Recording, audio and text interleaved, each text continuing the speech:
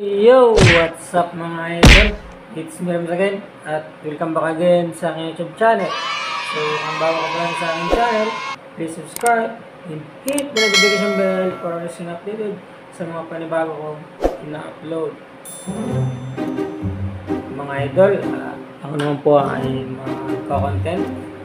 Mag-share naman po ako about po sa enterprises na naman. So, kung paano nga ba mag-receive ng mga delivered item or product sa enterprises. So, bago ko muna yan sagutin mga idol, ay quick intro muna tayo.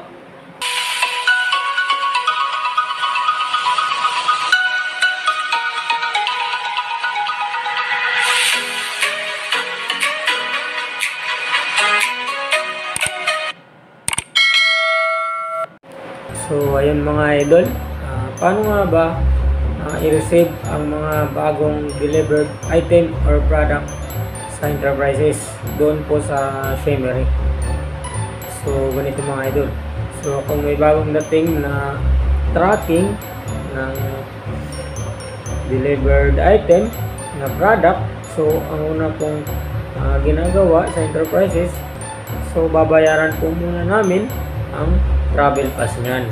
So, pupunta po kami doon sa my terminal, tsaka babayaran po namin ang travel pass. Then, 50 lang po yung mga idol travel pass ng tracking na dumating. So, yun po. After that, kung nabayaran ng mga idol, ay pwede nang buksan ang track na yan.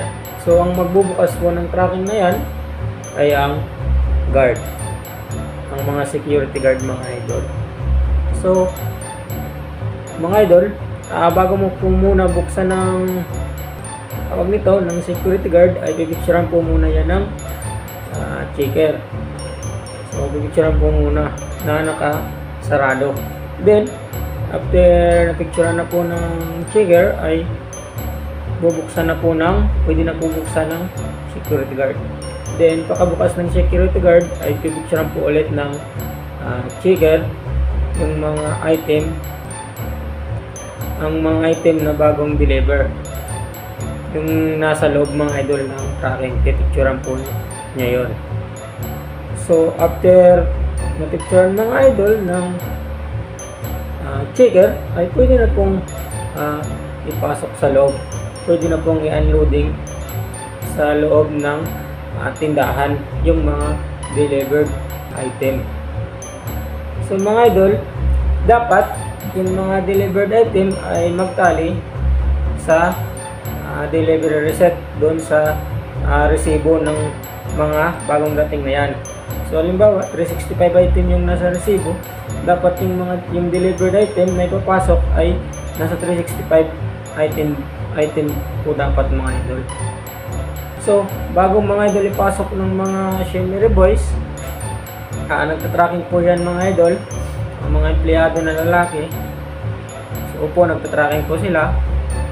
Bago nila po ipasok ay chine-check po muna ng checker at ng security guard kung ilang rolls, ilang sacks, ilang box, so ilang bundle. So yun po mga idol, halimbawa box ang dala ng Shemery boys na yan, ng empleyado sa papasok, ipapasok ng Shemery boys, ililista nung security guard at checker sa box, kung box yung dala niya. So dapat mga idol, magtali po talaga yung item na ipapasok sa delivery receipt. So ganun po mga idol. After that mga idol, kung napasok na po lahat, tsaka nagtali naman po yung chine-check ng security guard at checker sa delivery receipt, resibo po. So, after that, okay na po siya, napasok na po lahat. Then, ang gagawin po ulit ay pipicturean po ng checker yung truck na wala ng laman. So, after that po mga idol, kung napicturean na po na walang laman, pwede na po siyang saraduan. Then, ang magsasarado po ulit niyan ay ang security guard po na nagbukas. So, after that, nasarado na po nalakan na po ng security guard yung pinto. So, ang gagawin po ulit ng checker ay pipicturean niyo po ulit na nakasarado yung pinto ng tracking na yan, yung truck na yan. So, ganun po mga idol ang pag-receive ng mga delivered item or product, yung mga bagong dating po mga idol. So, ganun po ang pag-receive. Madali lang po mga idol. Basta,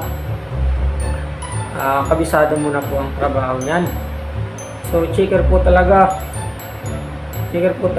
ang tawag nito. Ang may task niyan mga idol. So, yun po. So, kung may tanong kayo mga idol, ay paki-comment na lang sa baba at anong pagsasagutin yan. So, yun po ang pag-receive ng mga bagong item or product na bagong mga delivered item or product na bagong thing. So, yun po mga idol. I hope nakashare naman po ako at makatulong kahit kunting information lang. So, hanggang dito na lang mga idol. Maraming salamat sa panonood. God bless.